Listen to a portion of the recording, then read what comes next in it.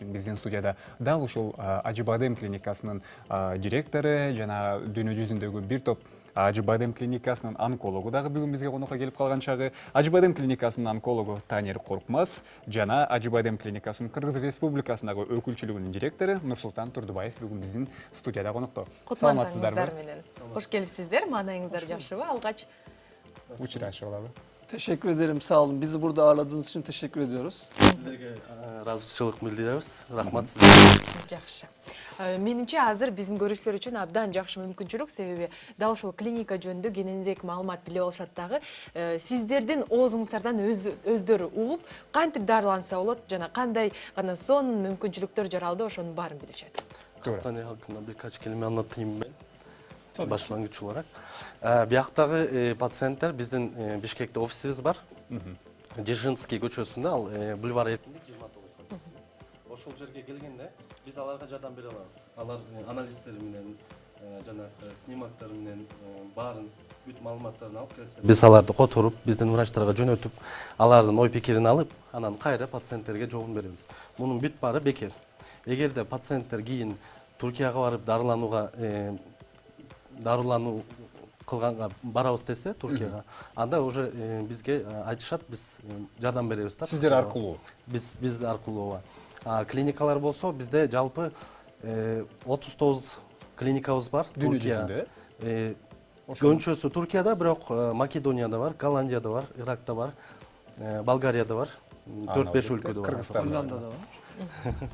Жакшы экен. Анда алгачкы сурообузду узаталы. Сиздерге негизи Танер доктор агабыз эмнени дарылайт? Кайсы дарттарга даваны тапкан?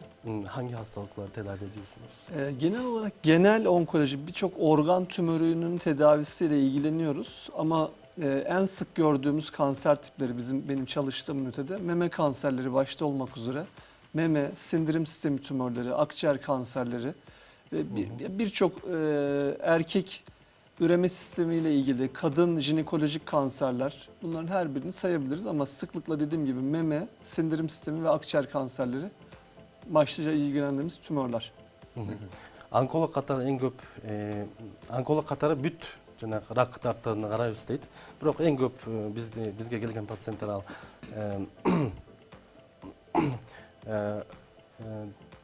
төштүн рак дарты бар. Анан өпкөнүн жана башка синдирим Mide kolon. рак желудка, рак кишки, ошондой рак дартыларын дарылайбыз дейт да. Демек рак оорунун башталыштарынын дегеле рак оорунун бардык түрү. Ошондо Ооба, тактайсак, бардык түрү. Кийинки сурообуз анда биз негизинен кандай кадамдарды кылышыбыз керек? Эгерде биздин үй бүлө мүчөлөрүнүн биринде рак оорусунун тарыхы бар болсо. Bizim ailemizde rak tarihi, kanser tarihi olunca hangi adımlar almamız gerekiyor? Şöyle, aslında bu çok geniş kapsamlı bir soru ama yani bizim ailemizde kaç kişide kanser var? Bu yakalanan kanserli hastalar kaç yaşında tanı almışlar? Hangi kanser tanılarını almışlar?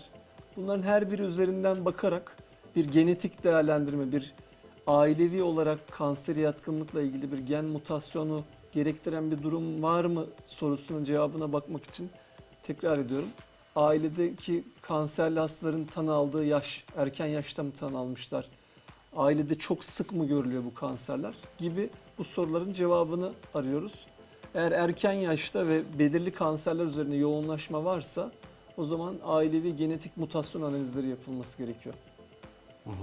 Biz birinciden patsientlerge surayбыз. Үй бүлөсүндөгү рак дарты менен ооруган кишилер канча жашта ооруган, кайсы рак дарты менен ооруган, ошол суроолордун баарын сурап туруп, эгерде булар эрте жашта рак болуп ооруса, жанагы үй бүлө мүчөлөр, ошондо биз атайын генетический исследование кылып, тесттерди кылабыз.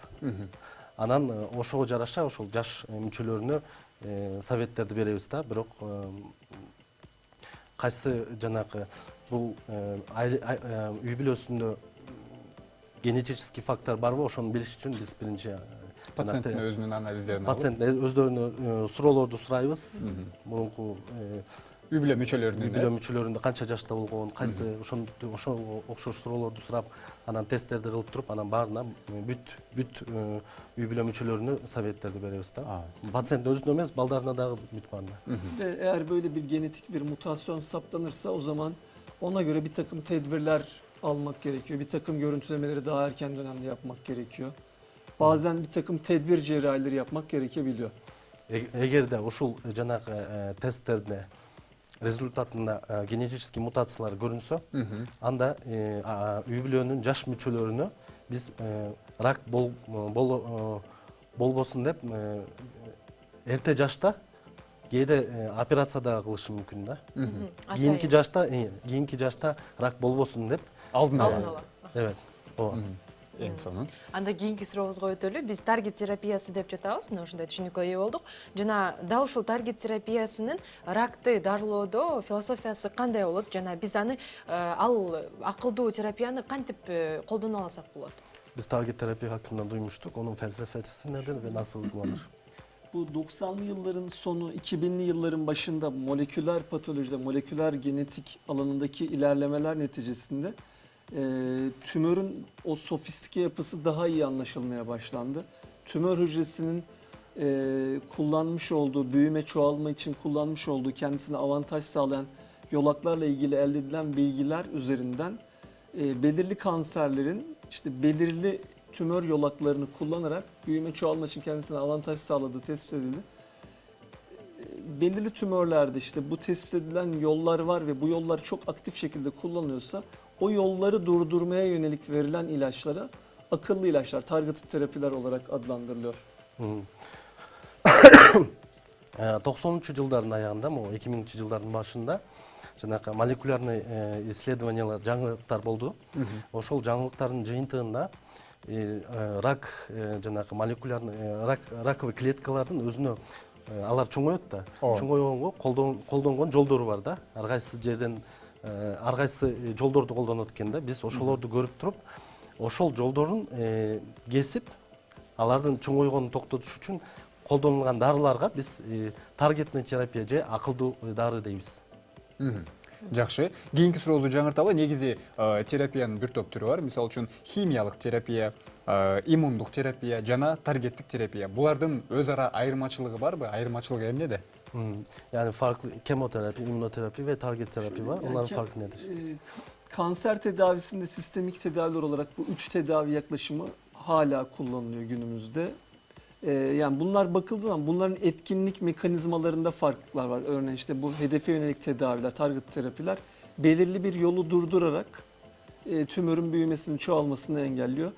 Kemoterapiler genel olarak hedef gözetmeksizin birçok tümörde, birçok kanserde genel olarak kullanılıyor ve yan etkileri de buna göre farklılaşıyor. Yani targeted terapilerde bir yolu kesiyorsun, o yolu kestin, tümöre büyüme çoğalma avantajını durdurdun ama ve burada daha spesifik yan etkiler olurken kemoterapilerde çok daha geniş yelpazede kemik iliği depresyonları, işte sindirim sisteminde ağızda yaralar, ishaller, bulantı, kusma, halsizlik gibi çok daha geniş yelpazede yan etkiler oluşuyor.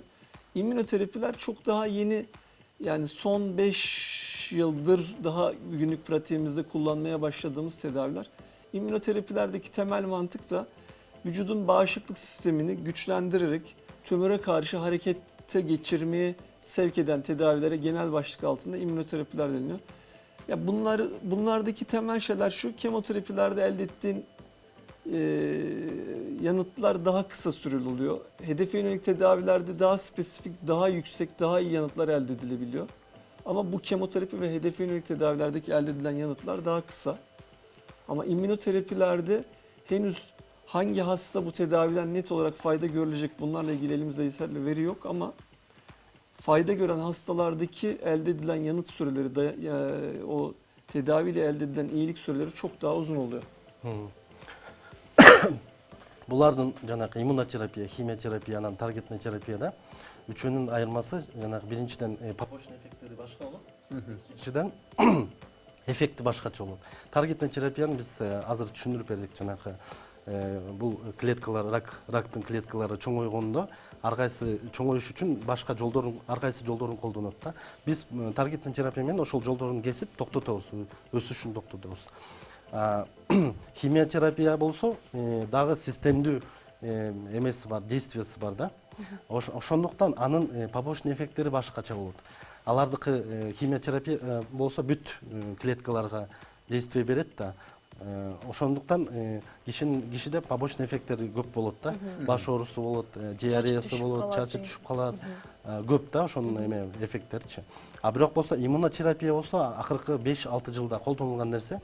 Ал болсо бүт пациенттерге жарабайт. Ал кээ бир шишиктерде, кээ бир ошол рактын түрүнө жарайт да. Бирок алардын эмеси эффекти да тиги химиотерапиядан да узун болот да. Химиотерапиянын эффекти кыска болот, таргеттик терапия менен иммунотерапиянын эффекти узун болот. Бирок иммунотерапия болсо ар бир кишиге болбойт да. Кээ бир кишилерге эле болот да. Тандалма. Ар Ооба. бирине Биринчи биз атайын тесттерди кылабыз. Ушул кишиге иммунотерапия болобу же болбойбу, жарайбы же жарабайбы ошол тесттерди кылып туруп, ошонун негизинде жыйынтыгында анан же иммунотерапия, же таргеттик терапия, же такы болбосо анда химиотерапияны жазып беребиз пациенттерге. Мына урматтуу телекөрүүчүлөр, жанатан бери таргеттик терапия, жалпы жонунан рак оорулар тууралуу кеп кылып атабыз. Азырдагы Ажы Бадем клиникасынын сиздер үчүн даярдалган ролиги бар. Кеңирээк маалыматты дагы биз ошол жактан ала алабыз. Андан соң биз өз маегибизди улантабыз.